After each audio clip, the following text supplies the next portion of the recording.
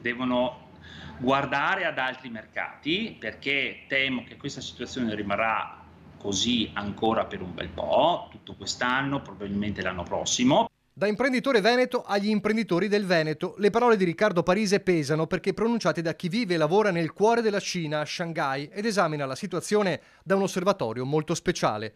La ricetta è quella che le categorie economiche hanno individuato fin dalle prime uscite di Trump da presidente. Da imprenditore qui, ma che in realtà poi promuove il Made in Italy, per forza di cose bisogna diversificare. Diversificare significa non soltanto nei prodotti, ma soprattutto nei mercati. Intanto, mentre le borse europee vivono sulle montagne russe tra crolli e rialzi, la Cina non sta a guardare dopo il doppio attacco dei dazi di Trump, prima a febbraio e poi qualche giorno fa. E il paese di Xi Jinping annuncia che si batterà fino in fondo perché anche qui, nell'ex celeste impero, le cose cominciano a scricchiolare. Dopo Covid qui si è assistito ad una stagnazione del mercato. Il mercato si poggia su due grossi pilastri: l'export, cioè la Cina è considerata la fabbrica del mondo, e l'immobiliare.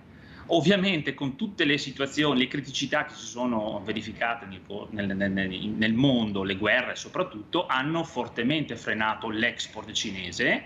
Ecco perché poi a maggior ragione l'America vuole applicare ulteriori dazi per bloccare ancora di più l'export. Per l'imprenditore bassanese il disegno, la base dell'asse Stati Uniti-Russia con l'Ucraina sacrificata sull'altare economico, è chiaro. L'America, ma anche l'Europa, ha molta paura della Cina perché si stanno muovendo da 10 anni, 15 anni su settori chiave come la tecnologia, l'elettrico, le auto, e di conseguenza in questo momento stanno subendo. Quindi devono trovare delle scuse per cercare di placare ovviamente la mole, la balena cinese che si muove poi nel mondo. Più debole diventa la Cina e chiaramente più forte più forte rimane ovviamente l'America, e così come la Cina sta andando a trovare alleati in Medio Oriente, in Africa, in Asia, così Trump sta cercando di trovare un alleato, diciamo, di comodo nella Russia. In mezzo, tra incudine e martello, un'Europa che, dice Parise,